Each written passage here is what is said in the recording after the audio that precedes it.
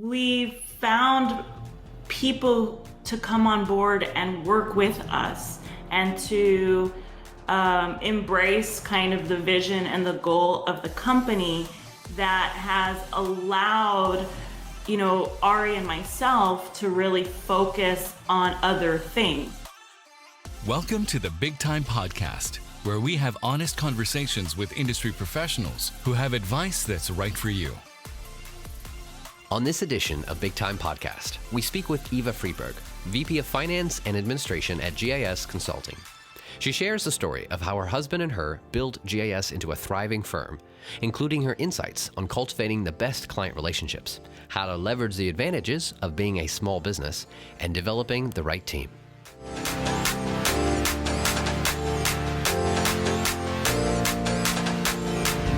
Welcome. I'm Alexander, your host. Today, I am joined by my guest, Eva Friedberg, who's based in San Diego. She's the owner and director of finance and HR at Evari GIS Consulting. Welcome, Eva. Good to have you on. Thank you. Thanks for inviting me. Excited. Now, you and your husband started this firm back in 2009. Officially, you got involved and was really helping lead this forward about 9 years ago. Today, the team is 24 people, and you guys are focused. A lot of your customers are municipalities, utilities, environmental consulting companies. What I'm intrigued to hear, though, is the journey since 2009. I know there's a lot that's happened, and a lot specifically, it sounds like in the last 4 to 5 years. But take me back of when you and your husband decided to start this. What was in your mind? Was it like, all right, time for something new? What was that beginning like? Well, I have to give a lot of credit to my husband because he is a GIS professional. And in his experience, in his career, he felt very much a bit trapped in the companies that he had worked for. He had all these ideas about how he wanted to take the technology further, and would bring those ideas to his superiors and would be constantly shut down. So after a while, and living with somebody who is unhappy in their job is very difficult.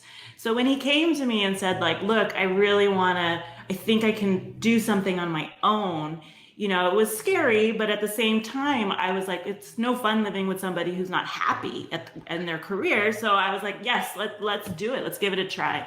So what happened was when he started doing it kind of on the side, working still full time. And then when our daughter was born in 2012, he was able to take a good chunk of paternity leave. And this was the moment where he was like, okay, I'm going to 100% focus on Evari GIS Consulting, which is a combination of our two names, by the way, Eva and Ari.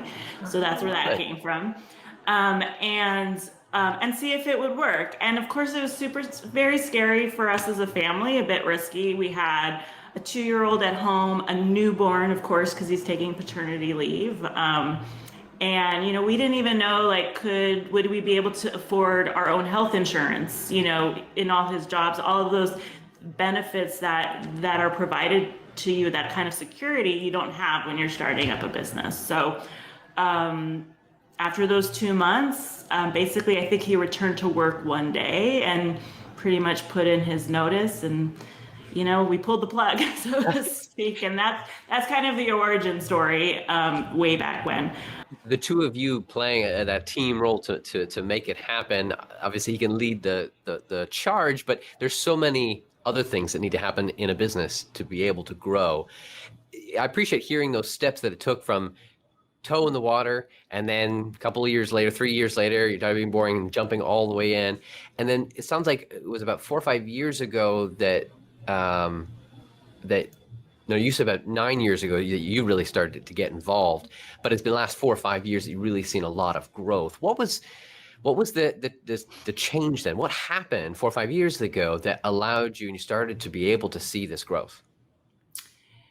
I think a lot of it is that we found people to come on board and work with us and to embrace kind of the vision and the goal of the company that has allowed, Ari and myself to really focus on other things, which is that growth, right? Focus on pursuing new opportunities. So, it takes kind of a while to really form your team, I think. And then once we started to have like really core solid employees, some of our oldest employees have been with us 6-7 years.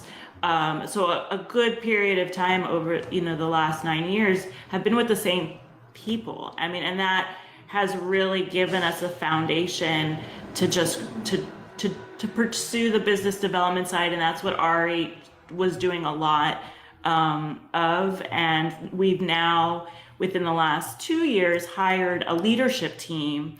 So we have now we have a director of business development, we have a director of operations, and all the roles that I think, especially Ari, he himself was taking on 3 of those roles, and I've always just done the finances, the HR, and as we grow, that role gets larger.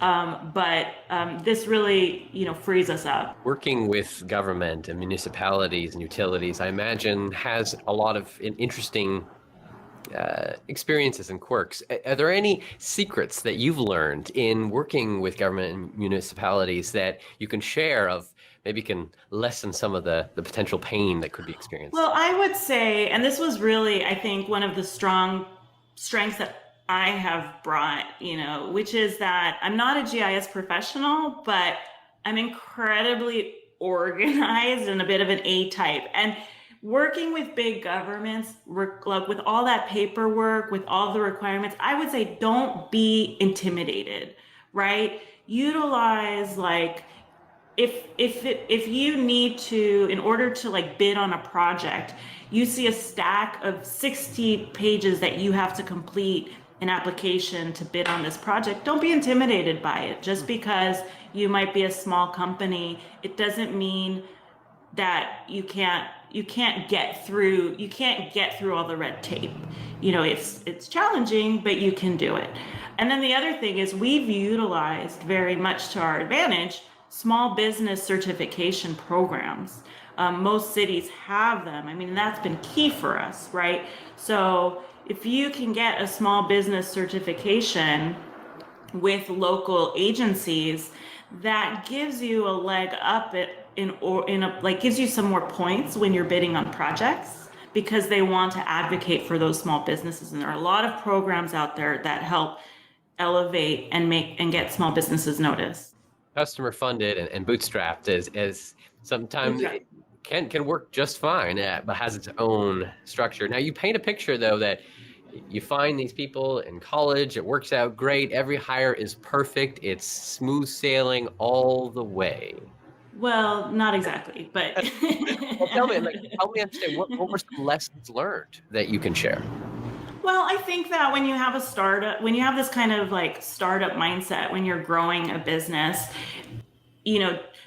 Josh and Tim and Carl, a little bit, I don't want to say they're the outliers, but we've had a lot of employees that couldn't really handle the startup, what we were doing, because early on, when you have so few employees, everybody's doing everything. We had I think the first office we ever had was one room with no windows. Not everyone has that grit in them, right? So we've had employees come, or I'll give you an example. We had one employee start in the room with no windows, right? He knew what he was getting into a little bit, but the idea that was portrayed to him is we are building this together, right? And we can pretty much do whatever we want to do. This is, we want your input and we want to do this together. And he ended up, leaving, and one of his complaints was well, you guys don't even have a printer. And Ari and I looked at each other and we're like, so let's buy a printer. I guess my point is that when the company is that raw, everything has to be made. And if you don't have, if you can't roll up your sleeves a little bit and do a little elbow grease to help out, it may not be the right fit for you. As you mentioned, as you start to grow, then yes, you work as a team, but you also have these groups, these smaller teams within there that are focused on specific things. How do you manage and track profitability and your timing, and that projects are on point and that there aren't issues? How do you have that visibility? So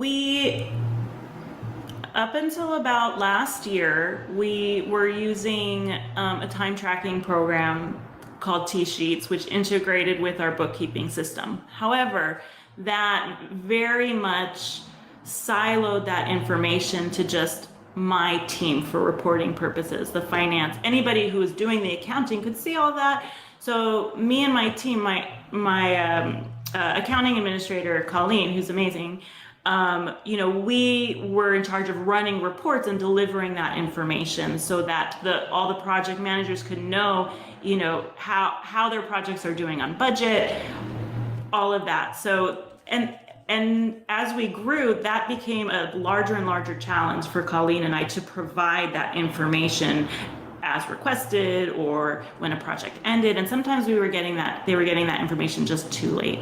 So we actually did switch over to BigTime this year, which is the first time in our company that pretty much all the stakeholders in the company have visibility on deadlines, project deadlines, contract requirements, invoicing schedules, budgets, and how the budgets are doing. I mean, we've been using BigTime for probably, since the beginning of the year, roughly, so maybe 8 months or so. And we're still finding new ways that we can improve on our reporting. I feel like it's still sort of in its infancy in terms of how we're using BigTime, but we definitely have seen a huge difference in terms of across the board, at a company this size, that there's a little bit more literacy and visibility as to kind of all the things that are happening at once, both financially and from an operations standpoint. Back to something you were talking about earlier of Ari set the vision, right? He had set the original vision, and that's where everyone was being pulled along by this vision. First you, and then the first few employees and team members, but now it's grown beyond that. You have this leadership team. How has that changed? How has it changed of melding all these minds together to build this future vision of the company? Well, I think it hasn't been easy, and I think it's hard, especially for Ari, who is the main vision holder, right, to kind of give up some of that, and disperse the responsibility. So that's been a transition too.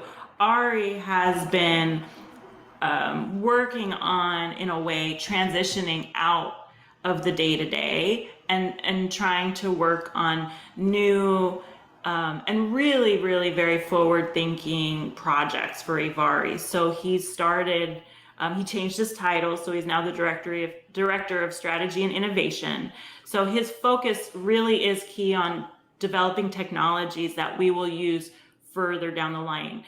So he does that in consult with our leadership team, of course, because Tyler is our IT guru and Kevin is a GIS guru. So, and Brian, our business development, needs to know what he's going to need to sell and how that's going to affect future jobs.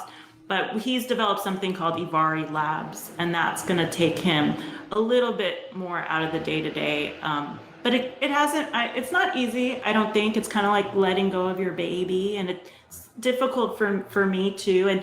And of course, Brian and Kevin and Tyler, they have a wealth of experience in their careers. They joined us with 10 to 15 years of experience, different companies operating differently. And, the goal is to listen to them and, as well as try to continue, not to lose the vision of Evari, but it has its challenges, but that's good. I mean, sometimes we argue a lot, I think, but sometimes I really think that conflict, really leads to kind of a greatness in the end, and I think we're all a good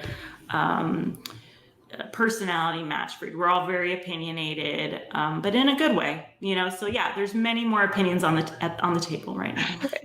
A little bit of conflict to create good discussion isn't a bad thing. No. How long? Help me understand of just timing wise that you started bringing on these leadership team members that then you always start to feel comfortable. You start to feel comfortable of, okay, they are in a good spot to be able to keep moving this forward. What was that timeline look like? It's been about two years, I think. I think it probably takes somebody about a year to come into a company at that level and see what's happening, what current practices are, get familiar with all the projects, learn some of the history, meet the current customers, build those relationships, and then after a year, you've kind of settled in, and then year 2, you can start to kind of put your own ideas into play and maybe start to change things a little bit if that's, what you want to do. And then, ideally, year 3, you just keep taking that on and it becomes more yours, right?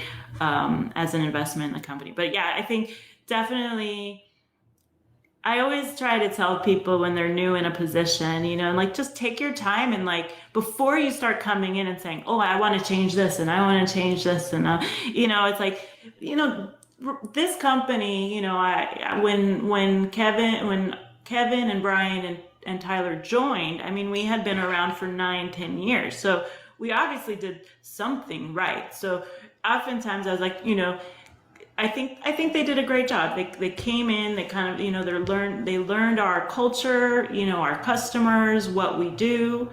And now I think they're achieving more areas of freedom in their own departments. At least I hope. I hope they feel that way. I shouldn't speak for them. I can't speak for them. Well, thank you so much, Eva, for sharing the journey that you've been on, some of the lessons learned. I'm sure there was even more that we didn't get time to get into, and just the message of hope to keep moving forward, that it will be okay in the end. It will be okay. Sometimes I think we need that self-confidence when we go through those times. So thank you so much for your time, Eva. Thanks for inviting me. It was fun. And we'll see you all on the next episode of BigTime Podcast. For more info, go to podcasts.bigtime.net and be sure to subscribe to the BigTime Podcast to get notified when our next episode goes live.